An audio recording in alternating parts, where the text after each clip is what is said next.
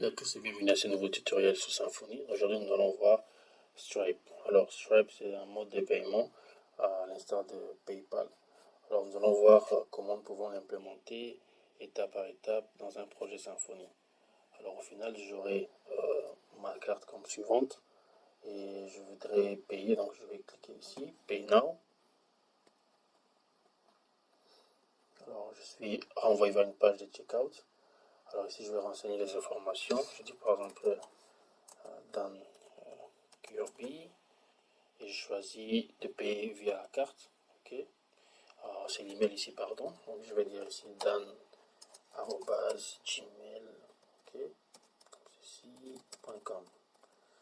Alors je choisis la carte ici, de payer via la carte où je peux. Donc il y a le choix soit la carte, soit Cash App, ainsi de suite. Donc ici la carte Visa, Mastercard, ainsi de suite. Alors je viens au niveau de test card ici, il y a des tests, il y a des cartes des tests que Stripe donne. Donc, je prends par exemple le premier et je reviens ici, je vais copier simplement. Ensuite ici je vais dire par exemple 08, alors on va dire 2024, ok. Et ici je vais dire 1, 2, 3. Et là je dis maintenant Dan Kirby. Tout à l'heure j'ai confondu. Et voilà, donc j'ai tout rempli et je peux cliquer sur Pay. Alors mon paiement a été accepté et j'ai un message ici par exemple qui dit Dan Kirby, merci pour votre commande, c'est un plaisir de vous servir. Si vous avez des questions, n'hésitez pas à nous écrire, ainsi de suite. Donc c'est un peu ça que nous allons voir dans ce tutoriel. Alors ici je peux cliquer pour revenir à la page d'accueil. Ça marche. Donc premièrement je vais customiser ma template, ensuite je vais procéder au paiement. Alors j'ai déjà initialisé un projet Symfony. Donc ce que je vais faire maintenant, on va se rendre au niveau du terminal. Je vais créer un contrôleur. Je vais dire Symfony ici, console, make, ok, contrôleur. Je vais dire home, contrôleur. Voilà, parfait. Alors je me rends au niveau du contrôleur ici et je vais changer 2-3 choses. D'abord ceci. Alors ici nous aurons, ça c'est notre page d'accueil, ok.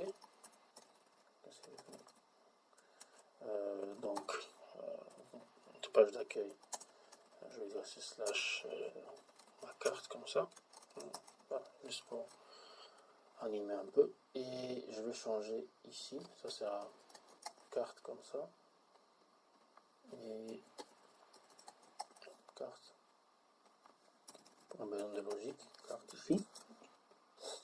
Et j'ai pas besoin de ceci, donc je vais l'enlever. Je l'enlève. J'enlève ceci. Voilà. Parfait. Alors, je vais ramener des fichiers customisés. Donc, je ramène d'abord le site public. Je ramène les images. Okay. Ensuite, au niveau de la template, là, je change d'abord.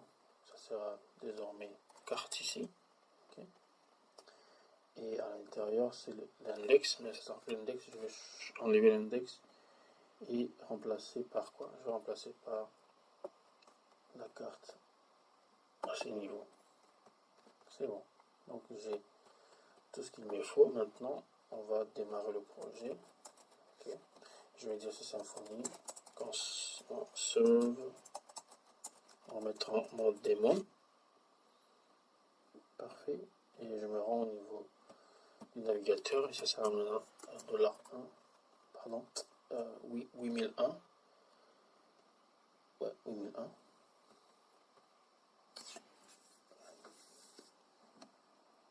Parfait. Donc j'ai ma carte qui est customisée maintenant. C'est bon, on le projet customisé. Si je fais payer ici, il n'y aura rien parce que rien n'a été implémenté jusque là. C'est bon. Alors pour ce faire, je vais utiliser la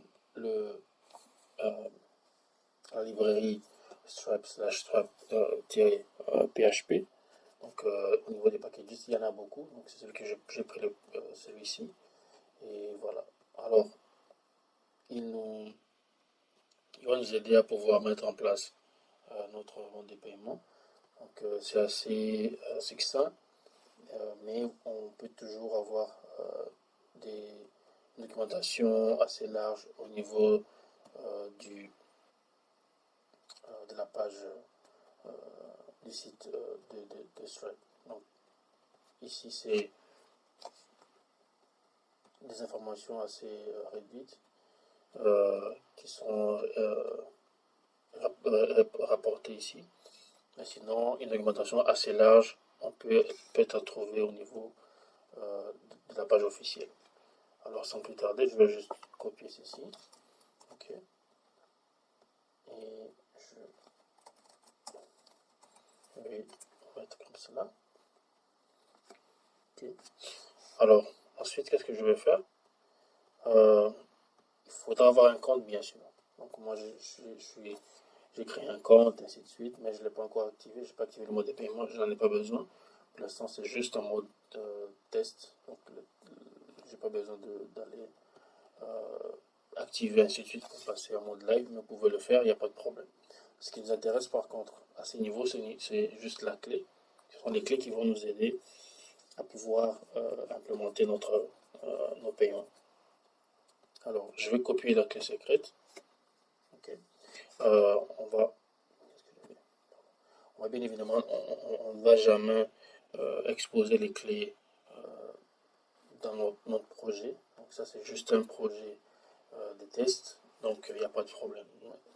Il ne faut jamais le faire. Sinon, vous exposez voilà, au vol ou ainsi de suite. Alors, ce que je vais faire ici, je vais dire simplement, je vais créer deux variables d'environnement. Je vais dire stripe underscore. On va dire ici secret. Ok, secret key. Et on va dire stripe. Nous allons lui donner le currency, ça sera l'USD. Mettre euro, ainsi de suite. C'est bon. Ensuite, je viens là. Donc ici, c'est la page d'accueil. Mais là, j'ai besoin de créer ma page de checkout, comme j'ai vu tout à l'heure. Alors, je vais juste faire ceci. À ce niveau, je vais essayer de mettre aussi checkout. Ok. Ça sera app checkout. Et la méthode, ça sera la méthode post. Comme ceci. Et on change ici. Ça sera checkout. Voilà. Je pense qu'on est bon. Alors, dans un premier temps, je vais créer mon variable ici, je vais dire c'est manager, parce que j'aurai besoin, je peux implémenter, faire en sorte que je sauvegarde mes informations ou les informations de ma transaction au niveau de la base de données. Alors ensuite, je vais besoin d'une autre variable ici que je vais appeler gateway. Pardon.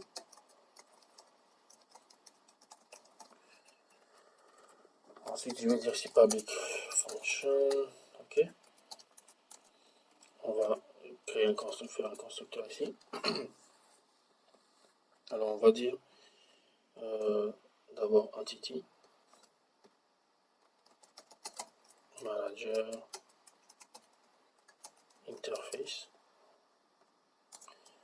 Il sera un objet, une variable manager de type entity manager. Alors, on va dire c'est 10. Ok. J'ai besoin de récupérer ceci. Pardon. Clavier QWERTY. Alors, j'ai dit 10. On va commencer par le manager. Donc, on va dire manager. Pas de problème. Ça sera quoi? Ça sera manager. Ensuite, on va dire 10 gateway. Ok. Alors, gateway, ça sera quoi? Ça sera un élément de type Stripe. Ok. Client. ok, et qui va recevoir quoi? Qui va recevoir simplement la variable environnement que nous avons créé là-bas. Donc on va dire stripe ici, underscore secret key. Je pense que je l'ai mis comme ceci. Voilà. Et je vais importer la classe. Parfait. C'est tout. Donc on a terminé. Maintenant, au niveau, à ce niveau ici, de quoi j'aurais besoin? J'aurais besoin des informations qui viennent lorsque je clique sur le bouton Pay. Alors, j'ai besoin de savoir qu'est-ce que j'envoie comme information. Donc, je vais simplement ajouter ici, le passer un élément de type de la classe HTTP Foundation. Okay. Voilà. Et je vais dire c'est donc un die request, juste pour voir ce que nous recevons. Alors, au niveau de ma carte ici, okay, si je remonte, pardon, je vais scroller ici. Alors ici, qu'est-ce que j'ai dit? J'ai dit l'action, ça sera quoi? Ça sera le path ici, comme ceci. On a dit d'avoir check, up, je pense, checkout. Et la méthode, ça sera méthode.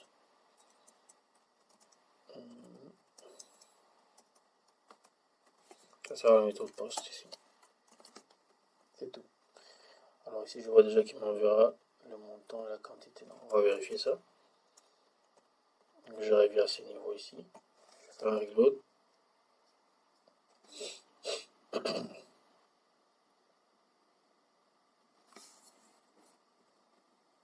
Alors, si je fais P ici, alors, il me renvoie quoi? Il me renvoie au niveau de la requête. Nous avons la quantité et la qualité. Pardon, le montant et la quantité, excusez-moi. Alors, je viens ici, c'est ce que nous allons récupérer simplement. Donc, je vais dire ici, il y a amount, ça sera request, ok, request get amount. Ensuite, ici, on a dit quoi? On a dit la quantité, quantity,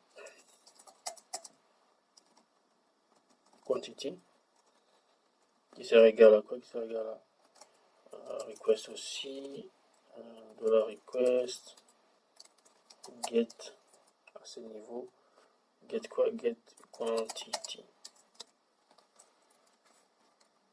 Voilà. Et donc c'est ce que nous avons. Nous avons besoin de la quantité. Nous avons besoin aussi de l'objet quantity. De la quantité. Alors maintenant, ici je vais dire quoi? Je vais dire ici, on va faire le créer. Ok. C'est création. Créer le checkout.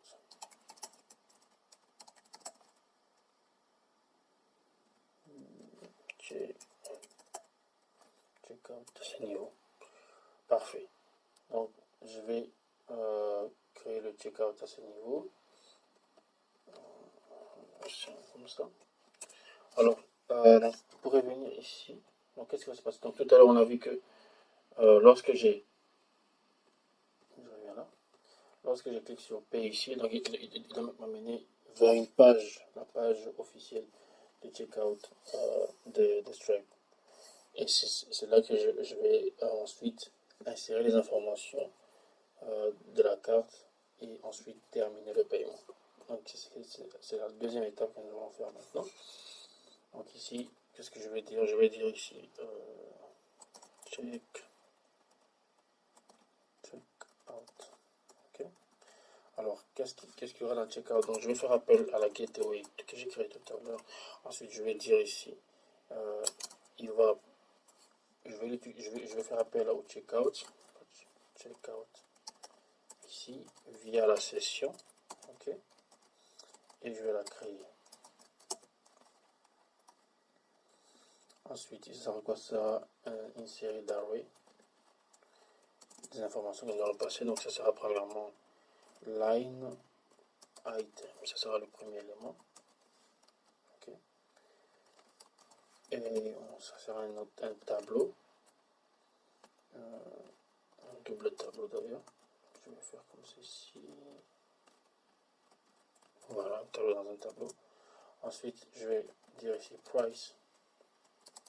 Ok. Price underscore data, qui aussi sera un autre tableau. Ok. Et à l'intérieur, je vais mettre quoi? Je vais passer le currency. Alors, je vais dire dollar. Voilà l'environnement. Notre Stripe currency que nous allons passer là-bas. Ok. Ensuite, je vais lui dire quoi? Je vais lui passer ici product data. Alors, ici, ça sera ceci également un tableau. Alors, le nom, je peux le laisser aléatoire ici si je veux. Mais je peux ne pas le mettre, mais je vais juste mettre un nom aléatoire. Donc, je peux récupérer le nom de l'objet de l'item que je suis en train, que l'utilisateur veut acheter ou veut commander. Donc, je vais dire par exemple, là, il s'agit de quoi? Il s'agit de basket, par exemple, je pense. On va dire, c'est Nike. Là-bas, on va laisser Nike ici. Et ensuite, donc c'est tout. Je mets une virgule là, ici. Ensuite, qu'est-ce que je vais faire? Donc, je vais lui passer le unit amount ici. Ok. Alors, tout à l'heure, on avait dit c'était quoi? C'était dollar amount, donc le montant. Ensuite, je lui passe la quantité. Je vais dire ici quantity, combien d'items. Pour l'instant, on prend la quantité qui est là. Ok. Et c'est bon. Alors, à ce niveau ici, je vais lui dire c'est quoi le mode. Ça sera quoi? Ça sera le payment. Ok. Ensuite, j'ai besoin de dire, bon, lorsque tout est bon, qu'est-ce qui se passe? Quelle est la prochaine étape? Où est-ce que je dois aller? Donc, je dois le définir une route ici. Alors, je définis la route, je dirais success route. Ça sera quoi? Ça sera HTTPS 2. Dans notre cas, c'est 127.0.0.1 2.8001. Ok. Slash, ça sera success. Je vais créer ça. Ensuite, nous aurons cancel. Donc, si ça ne marche pas, qu'est-ce qui se passe aussi? Il faut indiquer la route. Alors, j'ai dit ici https 2.1/1.0.0.1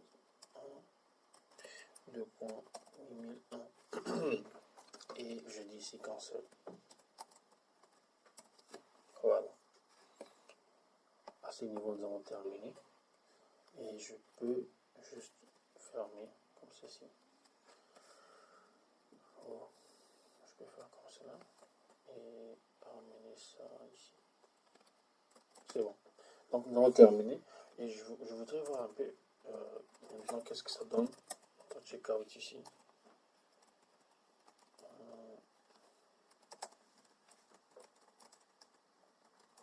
On fait un appenda ici pour voir. Check out. Ok. Donc, allons-y, faisons un test. Donc, je vais pourquoi on fait ça.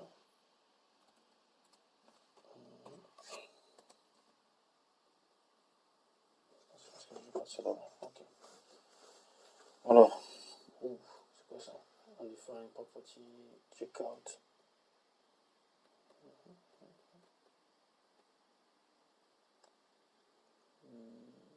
Ok. Une erreur ici, c'est quantity.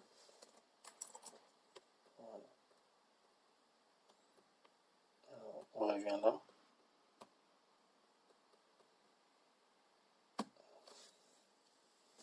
Oh, qu'est-ce qui se passe?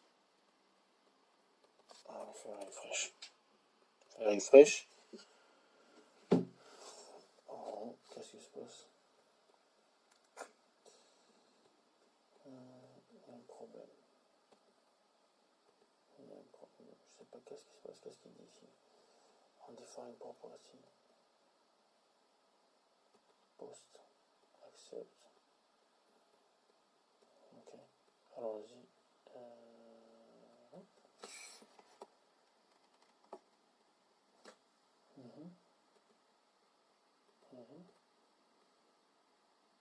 Quel est le problème alors? Comment c'est hidden?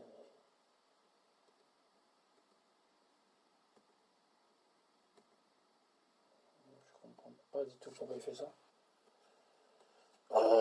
Qu'est-ce qui se passe? Qu'est-ce qui se passe? Qu'est-ce qui se passe? Qu'est-ce que j'ai pas bien fait?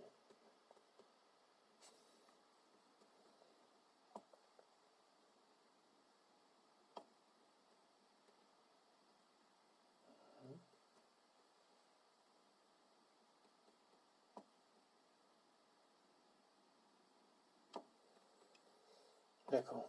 Je sais pas trop le problème. On va essayer de faire un reload ici.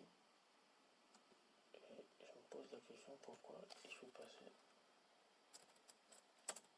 à ce niveau. Ouais. Ok, allons-y. Voilà. Qu'est-ce qui se passe? Qu'est-ce qui se passe? Qu'est-ce qui se passe? On va en undefined property. Property undefined ici.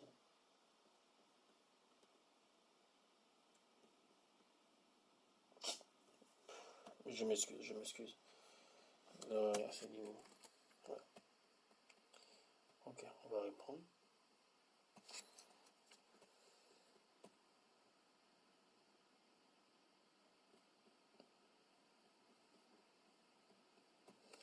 Ok, reprenons donc. Je m'excuse beaucoup. Donc, on est là. Attention encore. Alors, il nous dit c'est quoi? Il dit un valid integer. Ok. Alors, pourquoi il nous dit? Parce que j'ai envoyé le amount comme étant un float, ce qui est souvent le cas. Mais ici, lui, il veut que ça soit, pour l'unité, il veut que ça soit de type integer. Donc, ce que je vais faire, je vais simplement dire interval. Je vais transformer ça en cette valeur et puis c'est bon. Alors, ça devait marcher maintenant. Que je m'excuse tout à l'heure.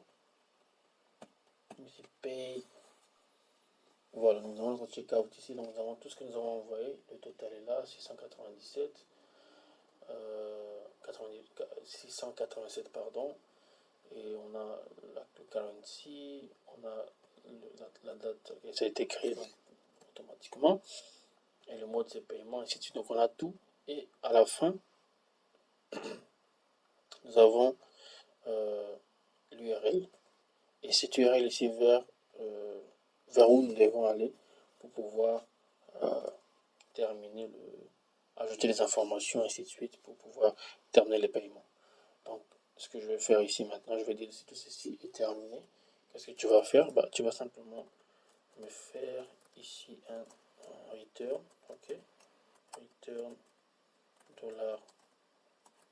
$10. Pardon. Je vais juste prendre ceci. Donc, on va dire 10 redirect. Pardon, redirect. Il va récupérer tout ceci et je lui dis à ce niveau l'URL. Donc, on va à cette URL là. C'est bon. Alors, j'ai défini à ce niveau le success et le cancel, donc j'ai besoin de créer ces routes aussi. Donc, on va les créer rapidement. Je vais juste récupérer ceci. Et là, je vais faire... Voilà. Ça sera ici success. Okay. Et ça sera success ici. Et je vais laisser comme ceci, pas besoin de ça. Et success ici. Voilà.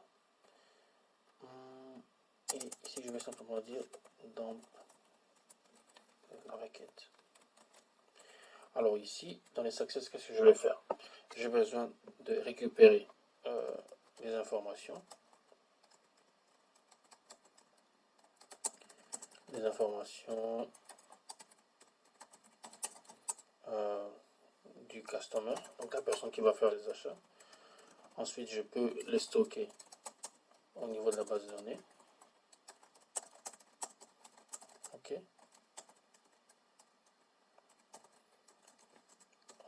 Ensuite, je peux aussi, si je veux envoyer un email voilà, au customer, l'information de la transaction, donc du customer à la transaction. Voilà. Et stocker sur la base de données, envoyer l'email, et ensuite envoyer simplement un message de success. Un message de succès. Donc voilà les différentes étapes que je peux, les différentes actions que je peux effectuer au niveau du success ici. Et au niveau de cancel, c'est pratiquement la même chose aussi. Donc je vais juste dire un message que voilà, ça n'a pas réussi. Il y a un problème où l'utilisateur a annulé. Et là, je vais cancel. On va laisser comme ceci. Et on va dire cancel ici aussi. Voilà. Alors ici, je vais faire simplement dump and die et dire cancel. Ok, c'est bon. Donc maintenant, allons-y et voyons ce que ça donne. Donc ici, nous avons fait ceci. Je vais reprendre tout à 0. On va reloader la page. Parfait. Je clique sur Pay Now. Alors, il me redirige vers la page de checkout. C'est bon.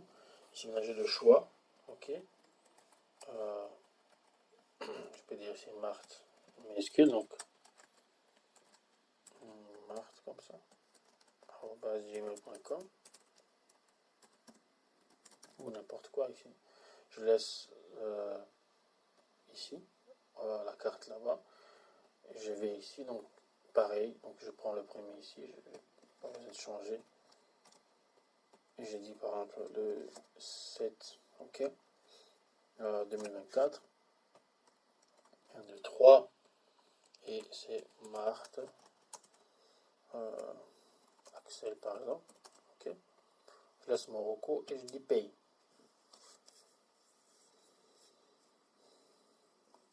Voilà, donc il m'amène vers la page de succès, c'est parfait. Et ici, je peux checker, donc je n'ai aucun paramètre. Or, je voudrais être en mesure de pouvoir récupérer les informations de ma transaction et pouvoir les stocker ou les manipuler au besoin. Alors, pour ce faire, je vais changer un peu ici. Je dois lui passer un paramètre pour pouvoir m'aider à le faire. Alors, je vais faire, pardon, à ce niveau. Donc, je vais simplement le faire, lui passer, lui dire si c'est vrai, alors tu vas me récupérer un ID ici de type session. Ok. À l'intérieur, je vais dire quoi? Je vais dire que ça sera checkout underscore session underscore ID. Ok. On peut faire pareil aussi pour le cancel ici. C'est bon. Maintenant, nous repartons là. Je vais refaire le chemin. Donc, nous sommes ici. J'ai dit, on va payer.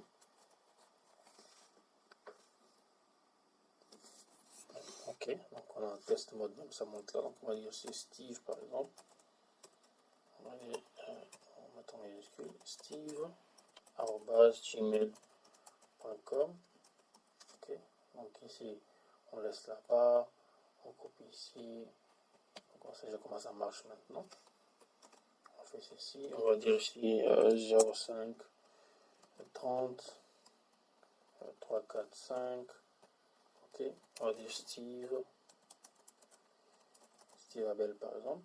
Ok, juste comme ça. Et on va à process. Nous allons à process. Qu'est-ce que nous allons voir maintenant? Au niveau de la requête, il n'y a rien, mais nous rendons au niveau du query. On voit qu'il y a un paramètre et on voit qu'il y a l'ID et nous avons un token de type de notre session. Donc, on peut maintenant manipuler cette valeur pour pouvoir récupérer les informations d'utilisateur. Alors, je me rends au niveau de mon success ici. Qu'est-ce que je vais faire?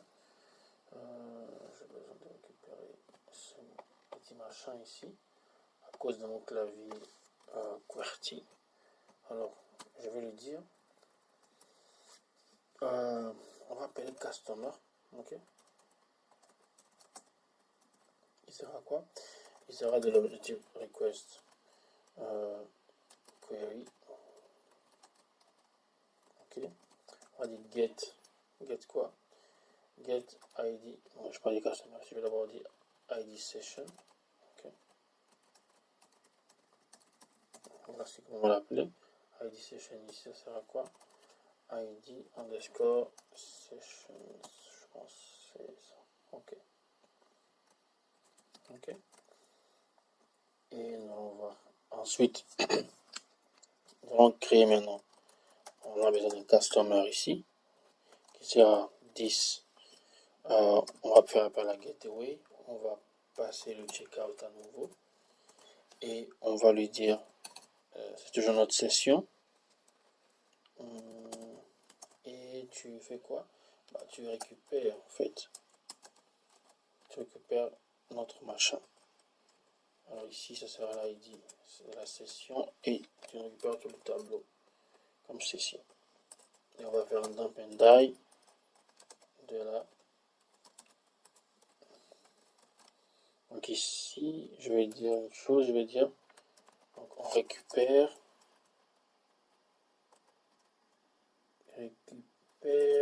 le customer via la session, l'ID de la session.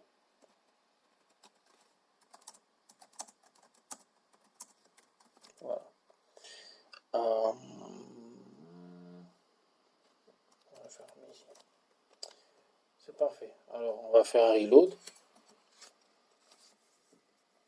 Bah, c'est intéressant.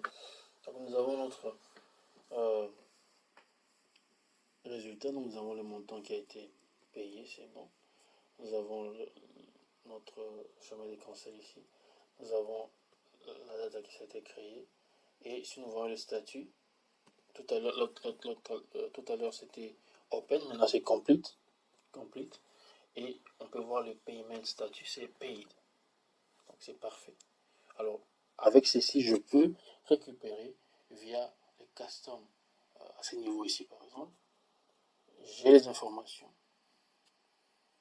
du shipping ici et je peux encore ce qui m'intéresse plutôt c'est qui a fait la transaction. Donc je vais fermer d'abord ceci. Tac, je dois venir au niveau de custom detail. Voilà. Et c'est là que je l'email tout à l'heure Steve. On a vu Steve Abel et ainsi de suite. Donc je peux avoir son numéro de téléphone, ainsi de suite, ainsi de suite, ainsi de suite. Donc c'est bon. Alors, nous allons utiliser ces informations. Donc on a besoin de récupérer, de prendre les customer detail. Alors je vais faire comme ceci. Donc premièrement, je peux récupérer le nom, ok, qui est notre custom ici. On est là-bas customer underscore detail et on lui passe le nom, ok. Ensuite, je récupère quoi? Je peux récupérer quoi d'autre? Donc j'ai pris le nom, l'email.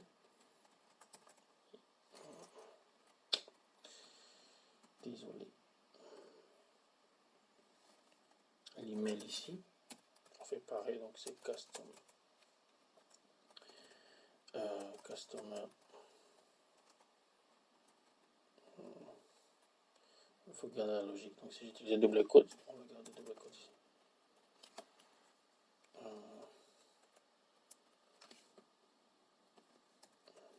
Juste que ça soit cohérent. Alors on va dire ici customer underscore detail. On va dire ici l'email. Qu'est-ce qu'on peut encore prendre? Il y a l'adresse. Bon, c'est pas grave. Est-ce qu'on a besoin de ça? Si vous voulez. Mais ce qui m'intéresse plutôt, je vais prendre par exemple le payment statut. Ça c'est intéressant. Ok. Donc on va dire ici payment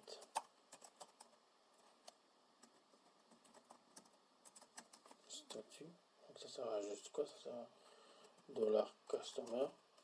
Ok. Non, c'est pas customer, non. Customer, oui. Customer, et on a dit quoi? C'est payment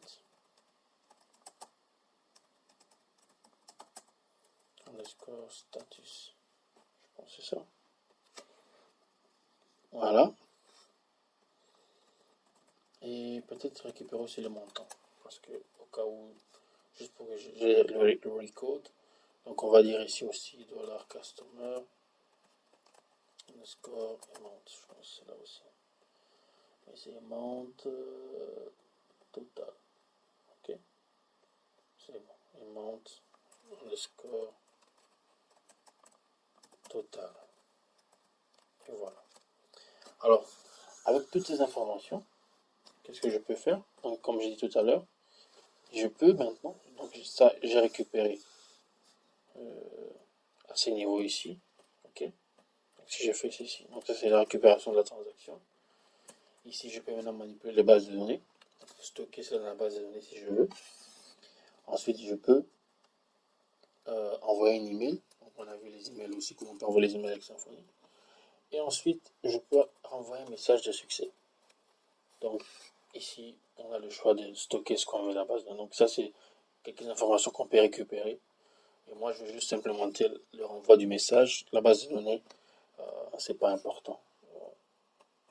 Alors, qu'est-ce que je vais faire? Je vais dire ici, on va juste prendre ceci maintenant. Alors, je vais dire à ce niveau, je vais dire bah,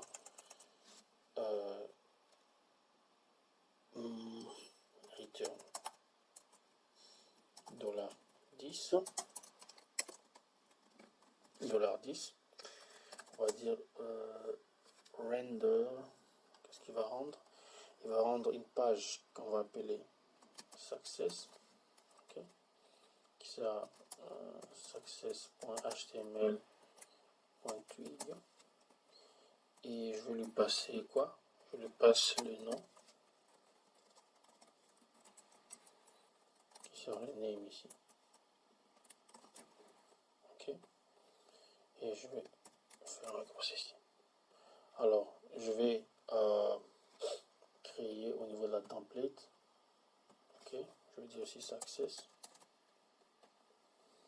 Et je vais juste prendre une page de success ici que je vais mettre à success. Et c'est bon. Ensuite, on va essayer. Est-ce que j'ai enregistré? Donc c'est bon. Alors on va faire un reload. Voilà, donc Steve Abel, merci pour votre commande. C'est un plaisir de vous servir. Si vous avez des questions, n'hésitez pas à nous écrire. Voilà, donc on a pu créer, mettre en place notre mode de paiement avec PayPal. On a vu comment le checkout fonctionne. On a vu comment on peut récupérer les informations. On peut les manipuler à notre guise, soit les stocker au niveau de la base de données, soit voilà, les envoyer au niveau de la twig pour la view, comme on veut. En tout cas, ce qui est sûr, via la session, on a la possibilité de pouvoir récupérer tout ce qu'on veut, à ces niveaux ici. et utiliser comme on le souhaite. Et aussi avec Stripe, on a la possibilité de voir tous nos paiements au niveau du tableau de bord. Donc tout est aussi enregistré à ces niveaux. Tout ce qu'on fait est enregistré à ces niveaux. Donc on a le choix de pouvoir voir tout ce qui a été fait. Donc c'est un peu ça.